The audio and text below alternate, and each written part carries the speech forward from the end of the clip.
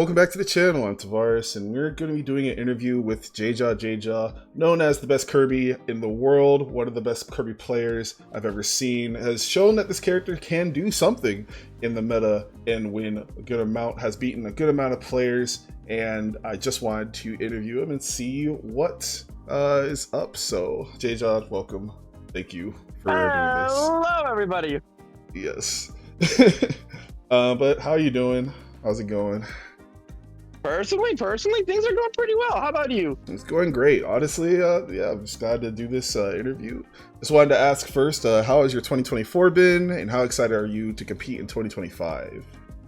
I am very excited to say that my 24 has been kind of amazing. I feel like I've done super good this season. I'm really happy, too. I won, I think, earlier this year, I won Afterburner, the C tier, and that was like one of my first big tournaments. And then just recently, I won a B tier with Ring Out in Ohio. Oh yeah, I watched that. It was oh my god, I was cheering so hard. It was awesome. I don't think you understand how hard I popped off afterwards. Yeah, I understand. It's so cool. It was one of those I needed moments, like yeah. you know the peep that video, the yearning video. Yeah. Dude, I was yearning. Yeah, you did it. Well, that's to ask to go into it. What's your favorite tournament run of 2024? Was it Afterburner? Was it Revival? What was it? I don't know. That's a good question. It's definitely, once again, between the two tournaments I just said, Ring Out and Afterburner, just because they were like the big, this is a thing Kirby just won in 2024 moment. Right. But I think they're really different for two different reasons. Mind if I talk about both? Yeah, for sure. I think Afterburner, let's start with Afterburner, was the moment in time where I'm just like, I can do this. I believe I can do this. I've never done anything like it before, but I think I got it. Right. It started with one of the probably worst setups of all time. So I just want you to imagine this, right? Mm-hmm. JeJaJeJa, like finishing up some tests the day beforehand, finishing homework, about to go to like Afterburner, and he's like, oh, I gotta stay up and do homework. And so I stay up till like 5 a.m. in the morning, running through all my homework, and I gotta get up at like 7. Right. And so I'm traveling with my roommate, by the way, who is also competing at Afterburner. We end up not falling asleep till like 6 a.m., by the way. Oh no. So I got like a total of 1 hour of sleep before my alarm went off, and I had to like go. My ride picked me up, and I'm like, all right, I'll just sleep in the car. How bad could it be? I couldn't get a wink of sleep. I had like another hour of sleep maybe in that car ride. Yeah. So I'm on like 2 hours of sleep, and pools starts. Like it's hitting me hard. Right. I'm not really playing my best in pools, and I'm not playing that good in general. Eclipse, like the Falco player, he's like running me. Bro is running through me game 1, and I'm just like, I'm not ready for this Falco, bro. I was getting my ass handed to me. Right. And then I don't know how, but by the skin of my teeth, I clutch up game 3. After having like a bad loss. Like I was down to stock. I didn't think I was gonna make it, but that dash attack at 60% clutched it up for me. Oh my god. Yeah, it didn't kill, but it sent him off stage, and that was enough for me to like bring it all back. Right. I definitely sleep deprivation. It definitely is so hard to overcome, but it seemed like a set like that was able to wake you up for sure. Oh no, it was not. Oh. They had inflatable couches. Oh. So I went over there, and I'm like, I'm gonna take a nap. I could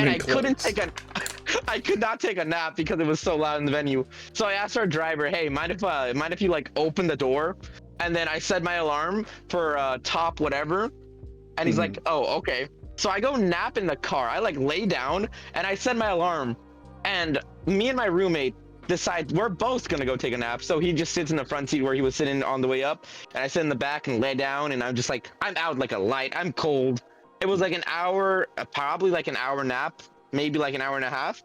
Right. And after that, I don't know what it was. That nap was goated. The power nap of all time, bro. I promise you. The only reason I won Afterburner was that nap. Thank goodness to that nap. Shout out to that nap. And then like I remember pools. It was pretty hard. Pools were pretty hard. But then top whatever, I forgot what it was. Was it top 64? I think. I think so. So top 64. This was the start of, I want to say hell. Yeah, it was Dufo the Shulk. And Oh, you it won was 3-2. Dufo right out of pools? Yeah, right out of pools. Dude, that's insane. I don't know. Dufo's the GOAT, by the way. He's such a funny dude in real life. I love him. I do remember fighting him. I didn't realize he was immediately after pools, but essentially what happened with him was I have beaten him every time I played. Right. But Dufo that day, he decided to turn it up. He decided to go Jared is king level for a second. Right. Yeah, I definitely know he's a good Shulk, so it was I do have to say this though. I have a winning record on every good Shulk I've ever played. Really? That's interesting. I have beaten Jared is king, Fizmint, Dufo. I don't think I've lost to a Shulk. Have you played Elijahman before, or no? The Elijahman is the only Shulk I am scared of. Yeah. I've never played him offline, but he's the only Shulk in the world where I am actively afraid of him. Yeah, he seems like he'd be like the best Shulk in the United States. Well, in Canada, I guess he's like North America. He is Canadian. Yeah. He is Canadian. I would like to say though, he is the best. I love him so much, dude. I've been homing with him since like near the start of Ultimate, and that's why I'm scared of him. That makes sense. Because I have played enough times to where he's like the only Shulk that actively knows how to beat Kirby in the matchup. Right. And he hates fighting Kirby just because I get Monado arts and then I go burr. Yeah, it looks like in this run, you beat the foe 3-2, then you beat Danny 3-2, and then you beat Atomic 3-2 to get top 8. Dude, God. Danny, I don't know if you ever watched that set. Danny JeJaJeJa was like a 45-minute set where the average, I'm not kidding you, the average game time was like 5 minutes, and it was a war of attrition the entire time. Danny's like entire game plan was to camp me out. But you are facing a Kirby that does not care. Yep. So my entire game plan quickly became, I'm going to camp him out. We went to game 5, and I F-tilted him at ledge, if I remember right, to just finish him off. And yeah, it was a set. Yeah. I think I remember the tweet Danny made about this set, but I didn't see this set, which is so funny. The tweet was, I hate JeJaJeJa. He plays like... I love this tweet, by the way. I hate JeJaJeJa. He plays like a Kirby version of me. It's true. Bro was essentially saying JeJa is more of a camper than I am with a worse character. That's so funny. It was hilarious, and he was right. Makes sense. Like, I would just literally stand at ledge and crouch. I would press down. That was my entire strategy, and it worked. Right. Danny, I had beaten him before at Back to Smash. I came into that set feeling pretty confident, actually. Like, I had felt super confident coming into both the foe and Danny just because I had previously, like, had wins on them. Makes sense. But Atomic was the one I was a little bit more scared of. Yeah. I had not played him offline before. I had played him online before, and it has always been close. So I was pretty scared. I came in, and I can only remember and tell you about Game 4. Really? Do you know what happened Game 4 Stock 2? I do not. So Game 4 Stock 2 is where I knew I won the set. Okay. I was down 167%. Oh my. Danny had just taken Danny's first stock. I'm on my second stock. I'm like at 150. Danny down tilts me. I'm like at 160 now or something. And he runs off stage or something. He tries to forward air me. And I say, I win. I forward air him off stage, like near the blast zone. And then I do another forward air to chain into it. Yeah. And then I read, we're under PS2, by the way. We are underneath the PS2 now. Yeah. I read he's just going to like upbeat like any insane person would. And so I kill myself. I upbeat and I suicide kill both of us. Oh my god. And it becomes even. I get a grab at like 0 and I do like a 67%. I steal his gyro, down throw. He tries to come in, gets hit by his own gyro, misses the tech. I do jab near the ledge, and then I just F smash and it kills him at like 78. Oh my god. Yeah, Kirby F smash is ridiculous. I knew it. I knew I had won the set. Because game 5, I went in there and I was like, I was ready. Atomic had like, I guess his mental had broken a lot from that last game. Oh, for Because sure. Danny, why do I keep calling him Danny? Atomic kept wanting me dead, bro. Like, Atomic wanted my ass. Game 5, I remember this. I was like super high percent. I don't actually know what it was. I'm gonna say like 150, but I could be completely wrong. Right. I was really high though. I was like up throw kill percent, and I started mashing safe aerials on his shield. And bro just wanted the grab. Like he ran up and grabbed me like twice and missed both of them somehow. No. And then got up tilted and took 30 each time. Yeah. He finally gets a kill, and then he puts me in a bad position. He gets a really good advantage state. He forward airs me, and I tech it the other way. He tries to go for a hard read and down smash, and then I just run up F smash, and it kills him. Oh my god. You know, I pop off knowing I just won by the skin of my teeth. oh yeah, yeah. That, like, I feel like a mental break of, oh, a game I should have won in game 4, and then you cheese the stock away, just destroys people. But like, you gained that as confidence by doing that, and it seemed to make you win the set. Like, I think the next one was Anthony isn't cool. Yep. Anthony's scary because we've just played a lot. Ever since I got to Michigan, you'll see grand finals of a lot of tournaments are just like JeJaJeJa versus Anthony. Grand finals at whatever. Because like we're usually 1 and 2 on the Michigan PR. So we usually end up just clashing a lot of the time. So we know each other's play styles, and that's why it's scary. Yeah. And during that set, you could tell like we had played a lot. It was a back and forth, a pure you don't know what the hell's gonna happen next. I up air, Danny down airs, it trades, and I die. Back to back like insane comebacks and shit like that. And game 4, I was scared. Like I thought I had lost a set game 4 because I had a whole stock lead.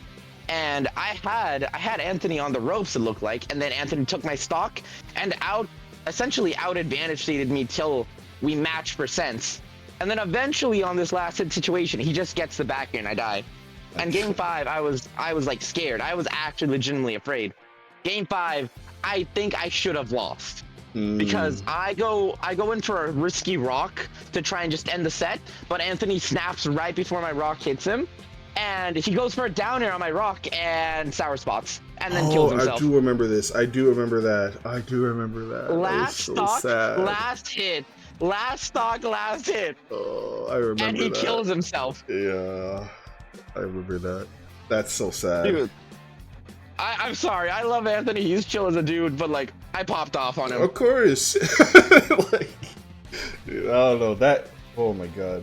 It's like, I don't know. I think I remember that, and I was like, oh, he should have just nailed, or should have just back aired. But I get why he down there, because like it would have straight up killed. And like killing yourself with that, like so depressing as Cloud. So depressing.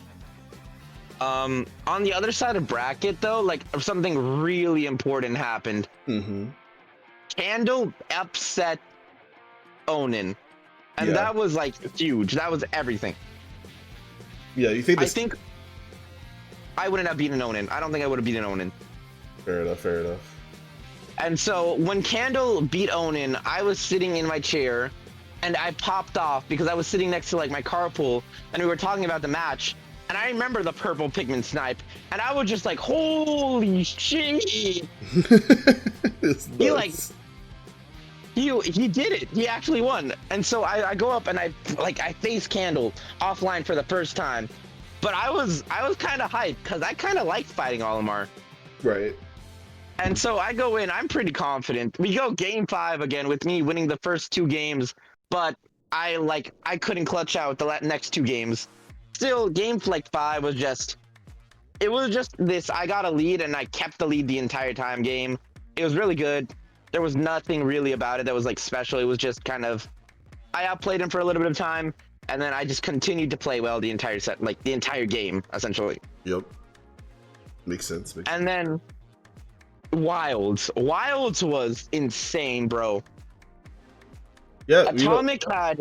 Yeah, go ahead. It was wild because you actually, that's the only of these like top 64, the only non-3-2 was Wilds. And technically, because you lost game first set and then won 3-0 the second one. So what was like the change? Yeah. What do you think the change that made it 3-0? So that's a good question. I like that. it was a discovery of something I should have realized quicker. So I was being way too aggro set 1 against Wilds because I believe it was game 1. My like aggro was just kind of working. Right. But I think he caught on to my aggro and how I was playing, and he started anti-airing me a lot with Electric Wind God Fist. And so set 2, I just kind of like sat down and I talked to myself. Like the little voice in my head went, JeJaJeJa, I think it's time. I think it's time we camp. And just like every single time I'm losing, I go, I'm gonna play more patient. Guys, it's time to play more patient. And that's exactly what I did. I started off game 1 by like sucking cucking him, and then just playing like the lamest person in existence. Game 2 and 3 followed a similar suit, but instead of like ledge camping, I realized that Wilds was struggling super hard because he's still trying to anti-air me, right? Yeah. So I go for the classic, I'm going to press down and A and I'm going to win. Really? Yes.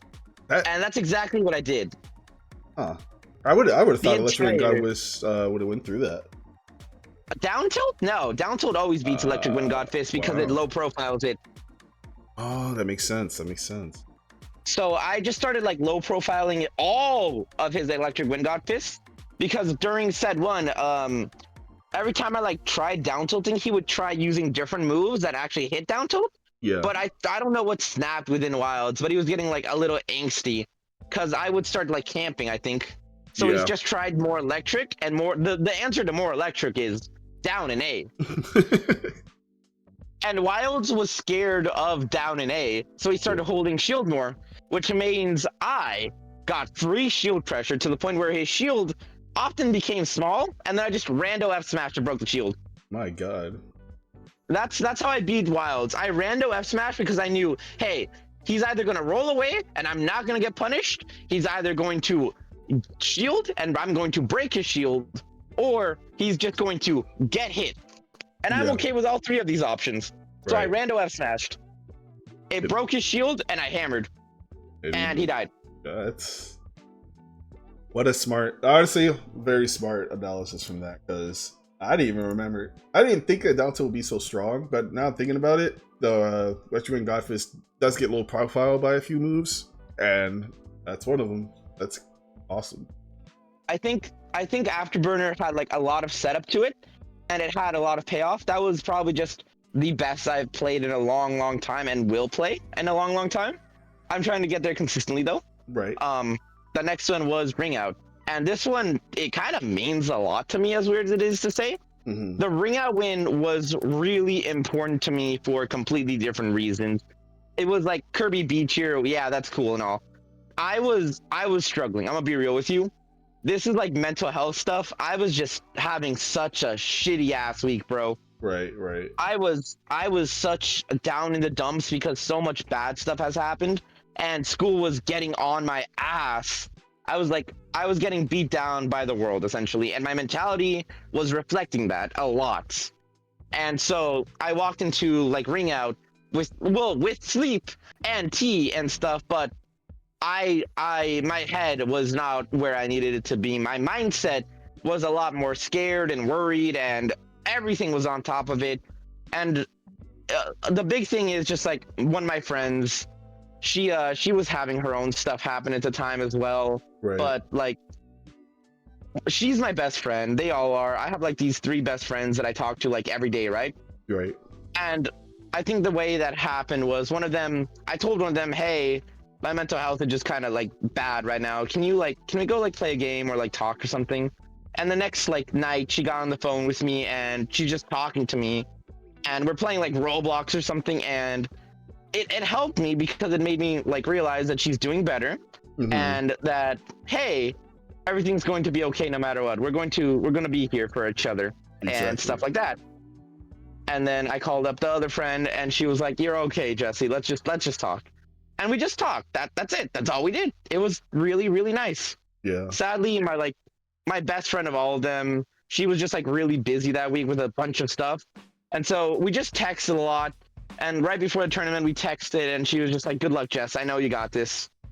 For context, my real name is Jesse. All my best friends just call me Jess, and I love them. And so the girls really just helped my mentality at the end.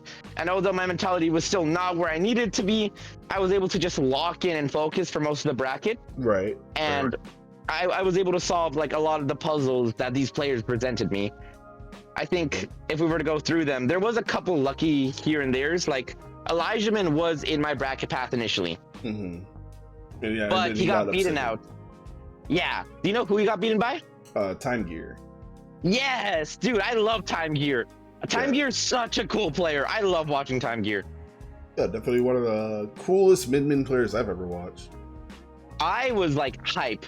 Also, I love fighting Min. Min is like one of my favorite matchups. So I walked in there and I was like, I was hyped for this matchup, bro. Right. I beat Time Gear 3-1. I didn't do anything super impressive. It was just like a set of I'm out neutraling him, and when I out neutral him, I just get a ton of damage and so on and so forth. Yeah. And then let's see. If I start in pools, I don't remember who I played in pools actually. It seemed like you had a game 5 with Das. Oh, Das the Fox. Yeah, the Fox, yeah. Dude, I was not ready. He just played. I don't know how to put it. Das just played so punish heavy, honestly. I think that's the best way to put it. Das was like the I'm going to punish you if you fuck up once type of Fox. And it was working really well because I was like mashing too many buttons, and Das was getting really good at just like catching on. So my game plan turned from like mash these buttons on Fox to be patient, and we're gonna wait at ledge a little bit. And if Das comes to ledge and messes up, he dies. Have a beat. Yep. Yeah. And that's what it seems like that matchup is with. Dude, I'm gonna be real with you. Yeah. I'm gonna be real with you. Yeah. Like, don't get me wrong. I think Fox is a sick character. I just think he gets cheesed really easily. Yep. Does. And then it seems like you, after Time Gear, you beat Mr. E 3-2. Dude, do you want to hear something I hate? What's up? I was seeded 9th. Oh. Yeah, it does. And I wasn't even mad I was seeded 9th. I was mad because the day beforehand was the pre-local, and I had to fight Mr. E in Grands. Oh. So, Mr. E, I was like, I know Mr. E. I've played Mr. E. I knew that the second Mr. E lost to me in Grands of the pre-local, he was going to be studying the VOD. Oh, yeah. Like, he was on top of it.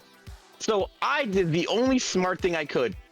I asked my friend Copel, hey, Copel, can you, like, study this VOD for me and send me notes? And he's like, yeah, I got you. So, I woke up the next morning and I had Mr. E notes from the VOD. Yeah.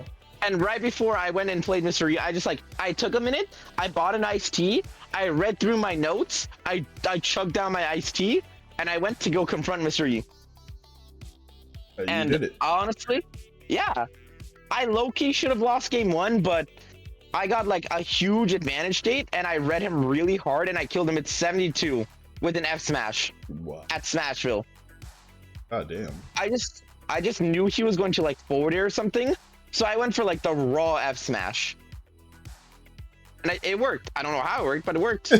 Game 5, he just like, exactly, you get it. Yeah, I get it.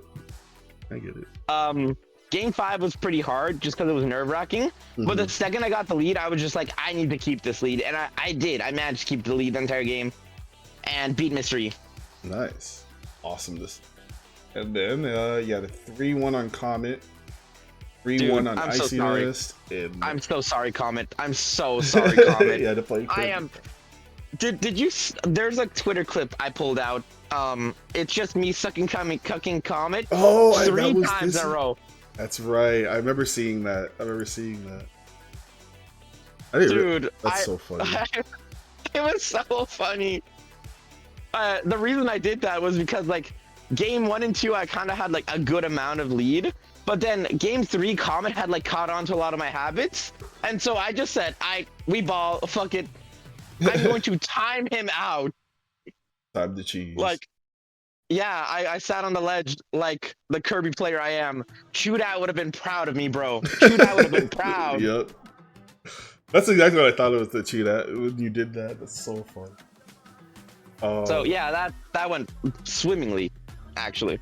And then after beating, I would say, after beating Icy Mist, winners finals. The grand finals, I watched your grand finals, was such a awesome grand finals. This was probably my favorite set I've watched. I guess sets, 2 sets. Favorite 2 sets I've watched of you was the Icy Mist one, because this game 10 was crazy. Dude, I was so tired. War of attrition for real. I think there was so much to that set, and it's so hard to contemplate so much of it. Right. I love that set, but damn, was it tiring. Yeah, it looked like you both were exhausted by the end of it, but you did come up on top, and these 2 tournaments of Ring Out and Afterburner was amazing to see a Kirby do well in, especially like all the hard hitters, because beating Mr. E is a big deal. I was curious how you would do against Odin, but after Candle beat him, I was also curious, so makes sense. But yeah, you just I'm so down for Olimar. Yeah. For all of those sets, what was your favorite set of 2024 if it was in one of those 2 tournaments? If you had to say one. I do have a favorite set of 2024. Okay. JeJaJeJa versus Marvale. Let's make big moves. Ooh, interesting. It was not on stream. Dang.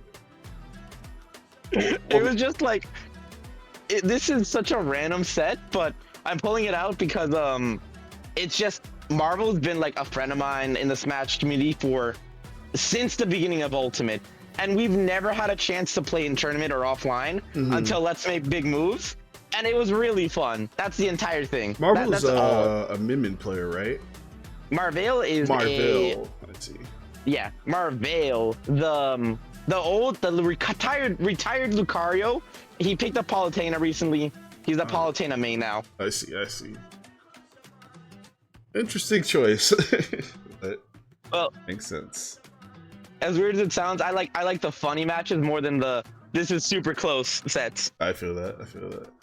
Of all the majors and regionals you went to, this isn't really saying only 2024, but do you have Big Moves Miami? You like that? Sorry. Oh, you know the question, so I do know the question.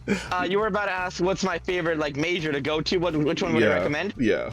Any Max Ketchum event, I would recommend immediately. But in specifics, I will always, and I mean always, recommend Let's Make Big Moves in the heart of Manhattan.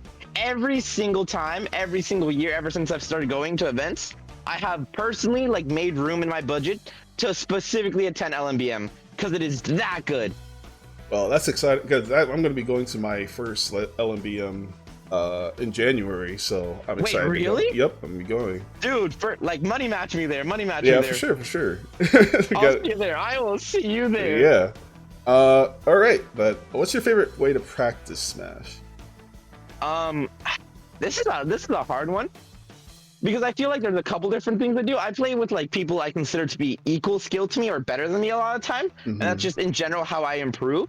But if I have a lot of struggle versus one matchup in particular, the common thing I'll do is literally just be like, yo, at Ryuga Cord, at Game & Watch, get over here, flat fuckers, let's go. Yeah, I feel that.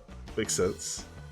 And you think Ryuga Cord's a really great way to practice? I mean, I do think so, so I'm glad to hear. I mean, I agree. Yeah, I know a lot of people worry about Wi-Fi and, lag or input delay, but I do think it's just the best way to practice. I think it's so good. Yeah. But yeah, what moment did you feel you grew from just being okay to great at Smash Ultimate? I don't know. I think I started calling myself great, quote unquote. I don't think I still call myself great. I think I'm just a better player than average at sometimes, but I think I can be a really good player at times. Right. And I think I shine a lot just when the pressure comes down on it and when I know I can win.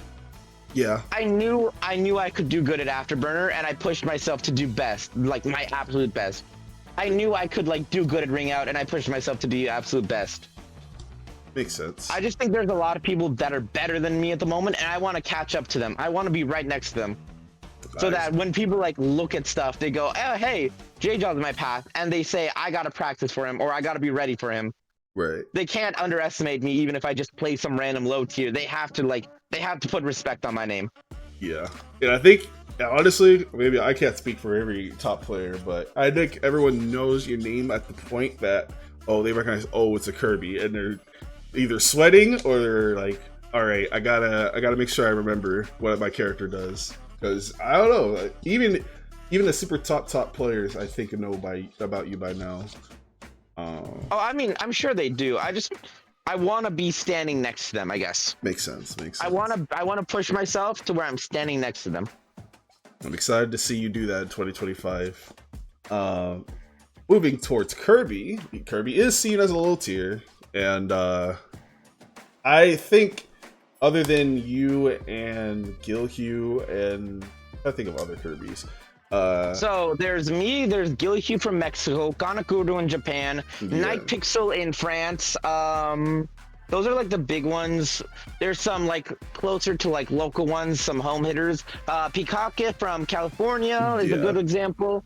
Let's see. But yeah, with all those Kirbys, with how I think it's like seeing him as a low tier is people's general perception. What do you think about it? Do you think he's low tier, mid tier? What do you think? Personally, I think Kirby is like a mid tier, just some random mid tier.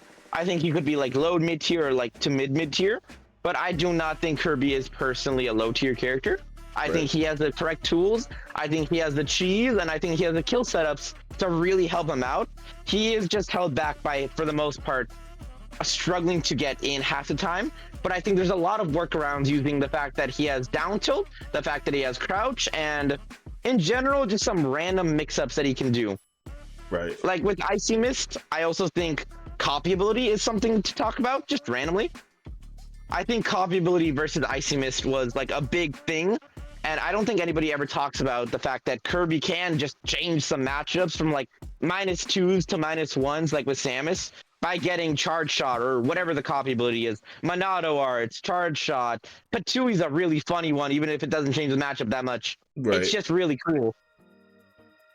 Yeah, that's cool. That makes sense to me. I think I definitely think Kirby's utility and moves are just too good to be low tier. I think forward air busted. Oh yeah, super strong randomly. Like times he just forward air is a war crime, bro. Forward air is like a war crime. But yeah, going into that, are there any matchups in top tier that you believe Kirby does really well in, or goes Min Min? I think Min Min is like an even matchup personally. A lot of Kirbys will call me like a psycho, but I think Min Min's even. I think we do pretty decent into all the species, especially Wolf. I think Wolf Kirby is like practically just an even matchup. I think we just have like a lot of even matchups versus like really good characters, in my opinion. I think Kirby does pretty solid against like a majority of the cast.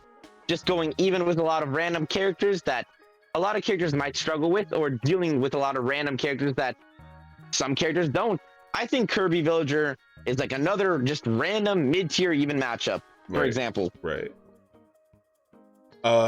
Which is I guess what I'm leading into. How do you think he does versus the perceived top 3 of like Steve, Sonic, and Game & Watch? Dog shit. Yeah, it seems like they would be pretty hard. Steve is our worst matchup. I think Sonic is still really bad. I think it's a -1.5. But personally, I at least enjoy playing against Sonic because copy ability makes it. I think copy ability makes it a -1 and makes the Sonic players have to like use brain cells for a quick sec. Right. And I think Game & Watch is just really hard. Yeah, I feel like he would be pretty hard with the beating how good he is against floaty characters and having similar range. I'm just surprised to hear that Sonic is even a little playable, to be honest. But I guess with the copy ability, I'm super down for Sonic. Yeah, I'm super down for Sonic just because neutral air is like a saving grace, and copy ability is also saving grace. Plus, inhale being a saving grace too, in a way. Yeah, I think at least Sonic. I'm down to play against Sonic. Like Game & Watch. It's hard. It's annoying. It's probably better than Sonic for sure, but I'd prefer to play a Sonic just because. And second off, I think Steve is just our worst matchup, period. Like, there's no other things to say. Yeah, I get it. um, but yeah, for any future Kirby players, is there any general advice that you would give them to perform better in tournaments? So I think the best general advice I could say is realize your combo tree and your advantage potential quickly, but don't just focus on that. I started the game by like trying to learn how to advantage state essentially, Right. and I think I later had to learn how to play neutral. But I'm going to tell a lot of Kirby players, hey, definitely go in the lab, definitely lab out your combos, but don't forget to just work on your neutral, because learning how to get in, learning how to like duck under projectiles, how to use nair against projectiles, and how to deal with like certain characters' options is way more important than being able to like just 0 to 60 these characters half the time. Right. Yeah, I think that's what I see a lot of Kirby's go for, and just fish too much and then get hit for it. But yeah, I wholeheartedly agree. Yeah. What do you believe separates you from any other Kirby players that have tried to perform as well as you? I don't know. I'm gonna put it like this. I think that my Kirby specifically is just able to get in, and then able to like, once I get in, I'm going to keep pressuring you. I've learned how to like space my moves like really well. I've learned that, hey, this combo route specifically will work right now and it'll do the most damage, so I'm just gonna go for it because I can right now. And I have this random cheese factor to me as well that a lot of Kirbys don't. I am very good at just cheesing out stocks. Yeah, your ideas to kill people have been like really clever. I think this is leading to, I mean, cheese is cheese, but I think you need to have the right mind to even try to cheese. It's not just going off and downairing over and over. It's like pressuring people until they mess up, or pressuring them until they die. Like, it's hard. It's not easy to do. This is such a random one, but recently I fought Candle again at Pantheon, which was a Michigan regional. I lost to Onion in Grands, but it was honestly really fun.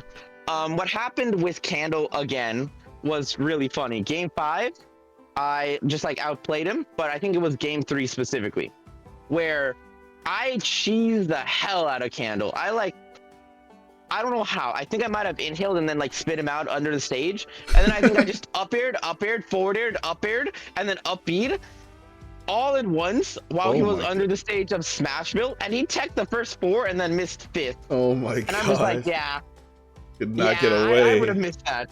Bro, I would have missed that tech too. I'm gonna be real with you. Yeah, all that pressure. That's terrifying. But yeah, I guess I just have one more question. I know we talked about what your goal is generally was to be with the top players. Do you have a specific goal in 2025, like some tournament you want to win, some ranking you want to meet? What's your like biggest goal for 2025? 2025, year of the Kirby, top 100. That's the entire goal. I like to hear it. Top 100. I think another thing I would like to add, because that was the last question, right? Yep. I want to just add this little segment at the end, if I could. First off, favorite song, Queen by Lolia and Sleeping Forest. Whenever I don't have like a bracket song I want to listen to, I pull out Queen and I just like start headbanging. I love Queen so much. It's such a good song. Right, it's a good song. I do love that song. And then another big thing I think I want to add is I talked about like my mental health and stuff and how my friends help. Right. But I'm gonna be real with you. I think a big reason I've been doing really good is I'm going to attribute it to like my friends from back home, and I really want to just stop and say I love you guys. These girls have made my life so much better, and they continue to make it really fun and enjoyable. And I'm so excited to just keep living this life because I can. Keep being able to like talk to my best friends from back in Oregon and keep loving them because they are amazing people. I love them. I love them all so much. Shout out to them. It seems to be a big attribute to you and your grind and your motivation. So I'm glad to hear that you have such important people. I love the girls. They make my life better, and I am here to help them. And I want to like be the best I can for them, for myself, and for the people that like out there who love watching me, the people out there who want to see a Kirby do good. I want to be the best for them. And I think that's a great way to wrap it up because I am cheering on JeJaJeJa. Make sure you cheer on JeJaJeJa for 2025. Thank you so much for doing this interview. It's been awesome. Dude, it's been so much fun. Thank you so much for like having me on. Yeah, and that was great. If you are curious about people in the future, just put it in the comments. I'm probably going to try to talk to people, but this was awesome. Thank you again, and I'll see y'all later. Thank y'all for watching. Yep.